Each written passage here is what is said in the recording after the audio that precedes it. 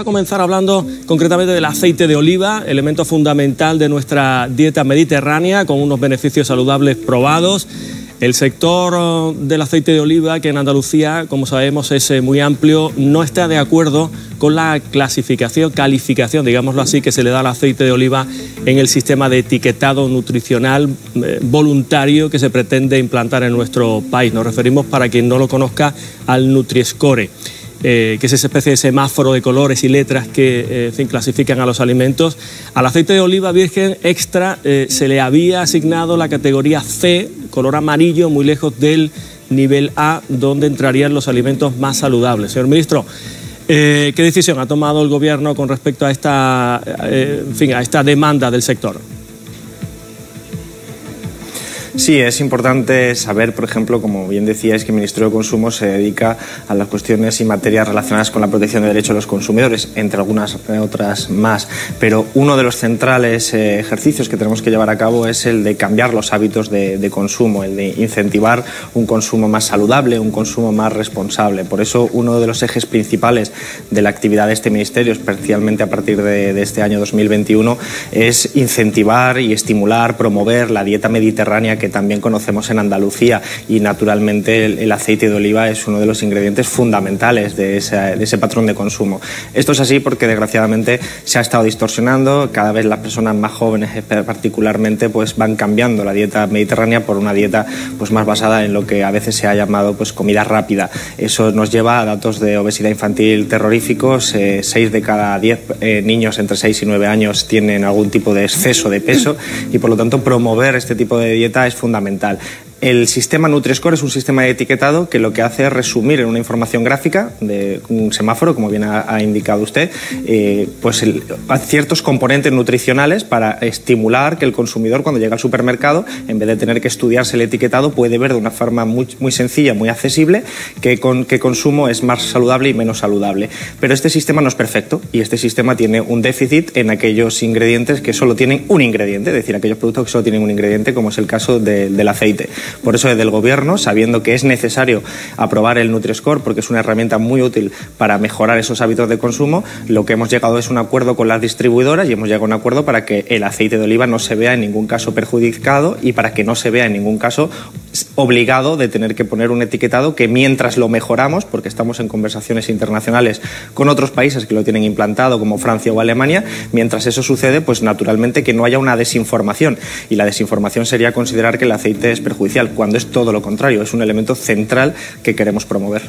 Señor ministro, muy buenos días. Entonces, efectivamente, se va a sacar al aceite de oliva, digamos, de este sistema Nutri-Score de etiquetado, que, como decimos, es voluntario de momento para los productores, pero en algunos países, como usted comenta, efectivamente, Francia, Holanda, Alemania, ya se está implantando. Entiendo entonces que es importante sacarlo cuanto antes al aceite de este semáforo, porque desde luego le hace un flaco favor al sector de cara a las exportaciones, ¿no?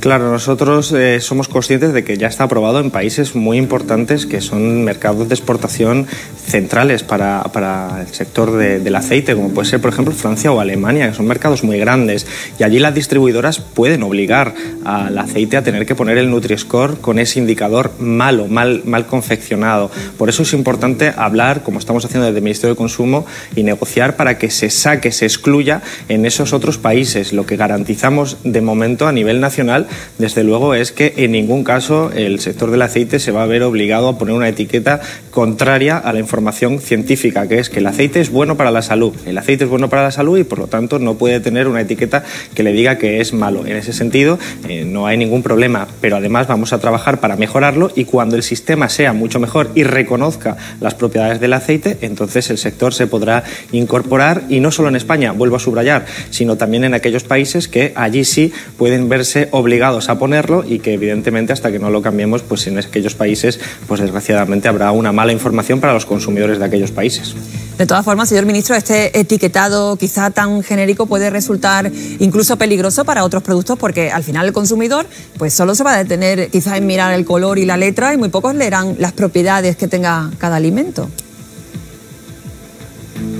Bueno, lo importante aquí es entender que es un indicador que se llama sintético, es decir, que traduce mucha información y la resume en una sola imagen, en este caso muy gráfica, entre un semáforo. Esto ayuda a tomar decisiones porque la experiencia, la evidencia empírica ha demostrado que la mayor parte de los consumidores, cuando vamos al supermercado, no leemos la totalidad de los ingredientes, sino que hacemos un consumo muy inercial. Y eso nos está llevando, por otras cuestiones vinculadas al nivel de vida, en el sentido de pues, la ausencia de tiempo suficiente, pues la escasez de recursos, por ejemplo la tasa de obesidad infantil es el doble entre las familias más pobres que las familias más altas. Todo eso hace que se esté haciendo un consumo que está siendo perjudicial para la salud y también para el planeta, porque evidentemente nosotros si promovemos un hábito de consumo más saludable, y estoy hablando de la dieta mediterránea, todo el mundo que me está escuchando me entenderá, estamos hablando de aceite, estamos hablando de fruta, estamos hablando de verduras, eso no solo tiene un efecto positivo para los consumidores, sino que también lo tiene para el propio planeta por todo lo que implica la cadena de valor desde la producción hasta el consumo. El Nutri-Score es un instrumento útil, pero no es la panacea, porque además, entre otras cosas, nosotros no le podemos decir y no queremos decirle a la gente lo que tiene que consumir. Lo que le queremos decir es lo que dice la ciencia, que hay algún tipo de producto que puede ser muy barato y muy atractivo y a veces dirigido incluso hacia menores, que es malo y perjudicial porque genera problemas de obesidad infantil, puede generar problemas de obesidad en edad adulta y ya sabemos que ese tipo de problemas pues, van asociados a otra serie de enfermedades pues, más tradicionales, hipertensión, etcétera, que a veces son incluso empeoradoras de pronóstico de enfermedades como por ejemplo la de la COVID. Señor ministro, en otras cuestiones, en las últimas semanas hemos vuelto a ver cómo las mascarillas volvían a estar otra vez en el debate social. Al principio se nos dijo que no eran necesarias, luego que sí eran necesarias las quirúrgicas, luego que no se les podía bajar el IVA, luego resulta que sí se le podía bajar, ahora resulta que son las FFP2 las que deberíamos de usar. En Alemania, por ejemplo, ya son obligatorias para entrar en espacios como los supermercados, son mucho más caras que las otras, el IVA es más alto y cuestan mucho dinero si es una familia de 3 o 4 miembros. ¿Qué se va a hacer desde su ministerio para tratar de abaratar y de que todo el mundo tenga igual acceso a este tipo de protección? Sí, nosotros desde el Ministerio de Consumo, desde el primer momento, estamos preocupados, hemos estado desde el principio por la dificultad que tienen muchísimas familias por acceder a un bien que en este caso es de primera necesidad, desgraciadamente por la situación en la que vivimos. Hemos puesto en marcha políticas para incrementar la producción, hemos puesto en marcha políticas para fijar un precio máximo y finalmente conseguimos bajar el IVA. Todas esas medidas consiguieron que las mascarillas higiénicas, por ejemplo, ahora sean asequibles y para aquellas familias que no lo son, hemos conseguido también que a través de la administración pública, en coordinación con las comunidades autónomas, con los ayuntamientos, pues a los de colectivos que no tienen acceso fácil porque aunque sea un precio más asequible no llegan a poder financiarlo, pues se les distribuya gratuitamente. Ahora bien, nosotros seguimos descubriendo a través de la ciencia y los científicos cómo funciona el virus. Todavía somos ignorantes como sociedad española, europea, a cómo funciona un virus que es nuevo y la ciencia lo que está haciendo es tratar de averiguar pues cómo se transmite, cuáles son sus mejores fórmulas para transmitirse, para combatirlo y por eso están cambiando de vez en cuando las indicaciones científicas respecto a cuáles son las mejores formas de combatirlo. Nosotros estamos muy atentos a esas indicaciones que nos dan los científicos y naturalmente si ellos en algún momento consideraran que lo más adecuado en política pública sería pasar de la recomendación de las higiénicas a una recomendación de otro tipo de mascarillas, lo haríamos. En este momento seguimos examinando la evidencia empírica. Efectivamente, algunos países y algunos estados de algunos países que han puesto en marcha unas políticas distintas, pero de momento no parece que haya, digamos, una fuente suficientemente rigurosa que acredite que estamos mejor protegidos de esa manera. Hasta que no tengamos información más cierta y veraz, creo que no podemos hacer un cambio y de momento lo que hay que seguir haciendo es llamamientos a un uso responsable, naturalmente, de todos estos instrumentos de prevención y a la responsabilidad cívica que estamos reclamando pues todas las autoridades públicas desde que comenzó esta pandemia. Desde su ministerio acaban de aprobar la moratoria de hipotecas y préstamos al consumo para paliar los efectos de la pandemia, pero según nos llega desde muchos sectores son medidas que resultan insuficientes. Los empresarios se quejan de que están condenados a la ruina. ¿Por qué no se copian, por ejemplo, los sistemas de países como Alemania o hasta Rumanía, que incluso han aprobado ayudas directas para quienes han tenido que cerrar sus negocios? ¿Por qué no da ese paso el gobierno? Bueno, nosotros estamos haciendo un montón de ayudas directas y un despliegue importantísimo para proteger nuestro tejido social y productivo, que es un tejido fundamental para que cuando superemos la pandemia podamos reactivar la economía, recuperar todos los empleos que se hayan podido perder, y naturalmente eso pasa por proteger a todos los empresarios que en este momento pues efectivamente lo están pasando mal, y hay muchos modos de ayudar. Nosotros tenemos ayudas directas, ayudas indirectas, seguimos explorando otras vías. El abanico es enorme en todos los sectores, del sector industrial, sector turístico, todos los sectores están siendo en este momento ayudados. Naturalmente todo lo estamos continuamente readaptando, por eso las últimas reformas que hemos hecho ha sido prolongar los ERTEs, prolongar las moratorias de los créditos al consumo, de las hipotecas, porque creemos que esta especie de colchón de ayuda,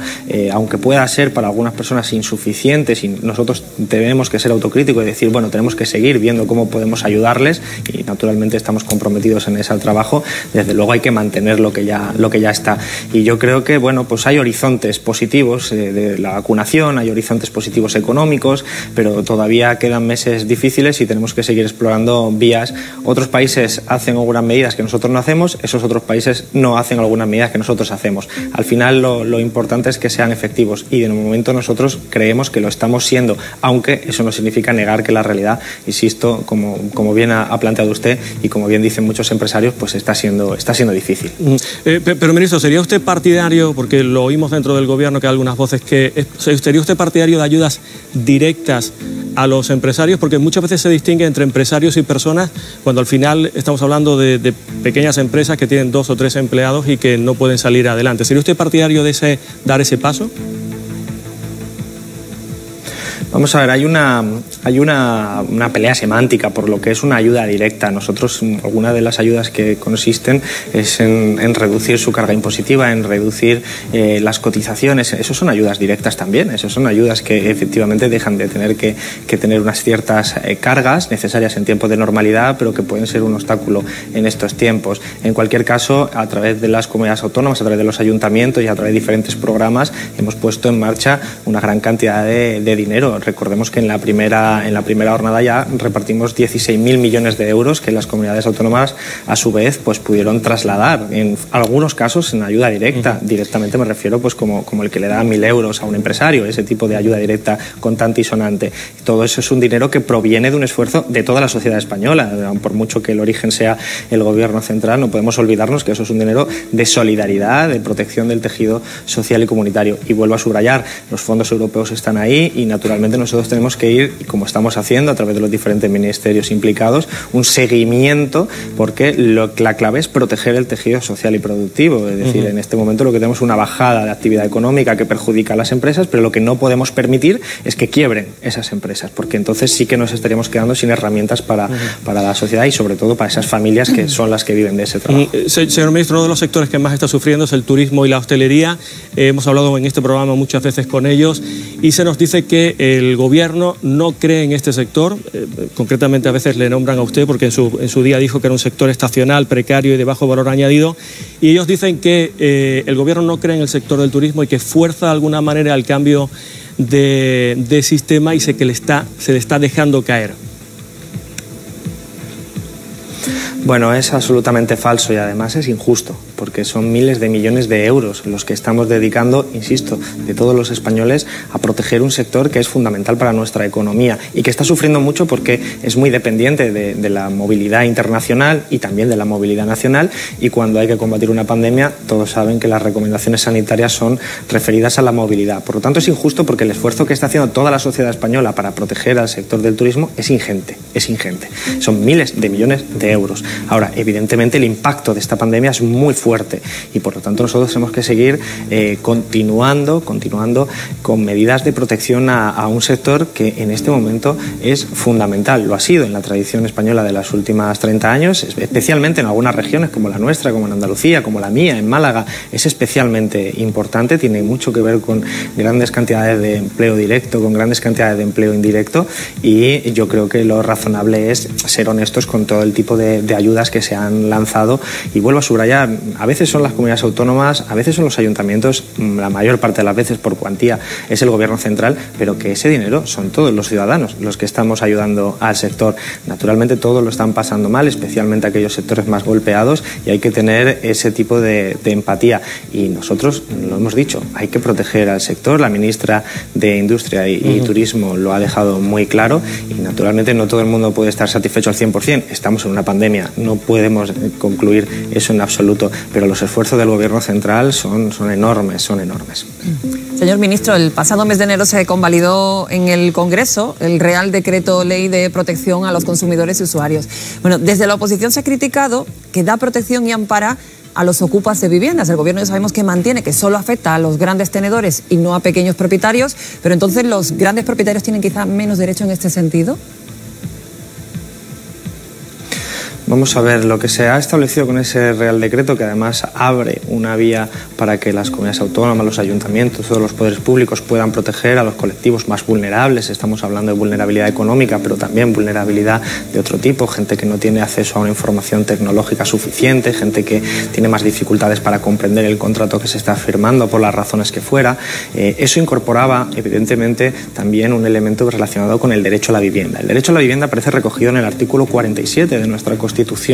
y se establece que todos los ciudadanos tienen derecho a una vivienda. Efectivamente es una norma que afecta, la que hemos aprobado, que es para prohibir los desahucios, un tipo de desahucios que afecta a los grandes tenedores únicamente, es decir, no afecta a la mayoría de la gente, a la inmensa mayoría o probablemente a todos los que nos están viendo en este momento, esta mañana en Andalucía, no les afecta en absoluto, solo les afecta a aquellos que tienen pues más de 10 viviendas que a su disposición han puesto en alquiler. Y no es que tengan menos derecho, es que en algunos casos específicos, cuando hay una familia que tiene menores, cuando hay una familia que no tiene alternativa habitacional, entonces se le pide al juez que revise ese caso y tenga un plazo de 3 meses para valorar si puede conceder una alternativa a esa familia. Y honestamente yo lo tengo que decir muy claro, frente a una gran empresa que tiene más de 10 viviendas, a veces son miles de viviendas, y a la posibilidad de que haya menores en la calle,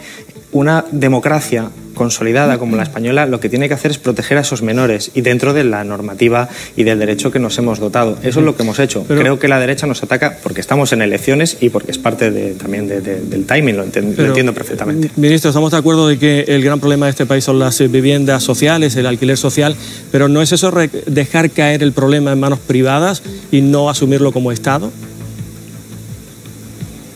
No, yo soy absolutamente partidario de que hace falta incrementar el stock de viviendas públicas, de vivienda social, facilitar que la gente pueda acceder a una vivienda sin tener que pagar los precios desorbitados de alquiler que se están pagando en este momento. Pero naturalmente un proceso de esa naturaleza requiere un tiempo importante, y en un momento de pandemia lo que estamos viendo es que los desahucios se habían disparado porque la gente perdía el empleo. Gente que en mi pueblo, en Rincón de la Victoria, en Málaga, pues trabajaba en la hostelería y los han echado. Trabajaban a veces sin contrato, a veces con contrato. Los echan y de repente no pueden pagar el alquiler. Pues lo que estamos haciendo en este gobierno es proteger que no se merma un derecho fundamental como es el acceso a la vivienda. Y yo creo que además entre todos tenemos que ser conscientes de que no podemos permitir que familias con menores se queden en la calle porque no pueden pagar el alquiler a una empresa que tiene más de 10 viviendas, y estamos hablando de un número que es muy elevado, pero que lo normal es que son centenares y miles de viviendas porque son empresas que hacen negocio con eso. Entonces, a la hora de poner en la balanza los derechos fundamentales de la vida, del acceso a la vivienda, van muy por encima de los intereses económicos de grandes empresas. Eso es lo que establece el Real Decreto, que en momentos de excepción, de una manera muy tasada, además a través de un juez que es el que tiene que determinarlo y hacer el estudio, se tiene que salvaguardar los derechos humanos. Porque sin hacer esto, si no lo hubiéramos hecho, si hubiéramos hecho lo que dice la derecha de no hacerlo, estaríamos en nuestro país presenciando cómo grandes empresas con más de un centenar de viviendas echan de su vivienda alquilada a gente con menores de edad que no pueden pagarlo porque se han quedado sin trabajo. Yo creo que esto es inadmisible, y además esto creo que es transversal, no es de izquierda y derechas, es que son derechos fundamentales. Señor ministro, muy brevemente, pero lo ha mencionado usted, estamos a menos de una semana ya de las elecciones catalanas, unas elecciones marcadas como todo por la pandemia. Incluso los resultados finales parece que van a estar marcados. ¿Cuándo tengamos acceso a ese resultado? Pues la verdad es que no lo sabemos, lo compete a la Junta Electoral, compete a los órganos competentes establecer cómo va en este momento de excepcionalidad. Los precedentes de las elecciones vascas y gallegas nos dieron cierta normalidad dentro de la situación. Vamos a ver si las catalanas se operan sobre esos parámetros o las instituciones competentes, en este caso la Junta Electoral, decide otra cosa. En cualquier caso, ahí está todo tasado, reglado y serán ellos los que decidan. Por cierto, durante esa campaña Vox está teniendo problemas con los violentos que están de alguna manera interviniendo y no impidiendo la manifestación pública de sus ideas. ¿Condena usted estos hechos?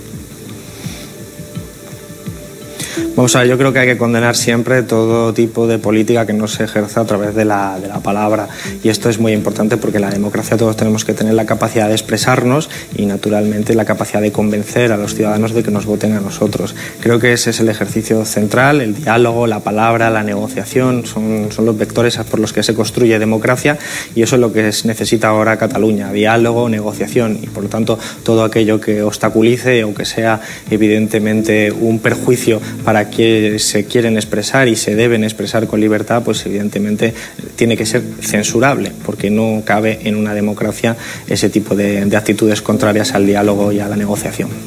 Pues Alberto Garzón, ministro de Consumo, muchas gracias por estar aquí en Despierta Andalucía, muy amable. Muchísimas gracias, como siempre. Bueno, son las 9:24, enseguida vamos a estar con nuestros tertulianos de hoy, pero antes hacemos una breve ronda por lo que es noticia en nuestra comunidad y empezamos por Almería. Sí, vamos a comenzar contándoles que el viento y la mala mar mantienen en alerta a la provincia de Almería durante todo el día de hoy, salvo en la comarca de Nacimiento. Nos lo cuenta Carlos Juan, adelante. La entrada sucesiva de borrascas desde el Atlántico está teniendo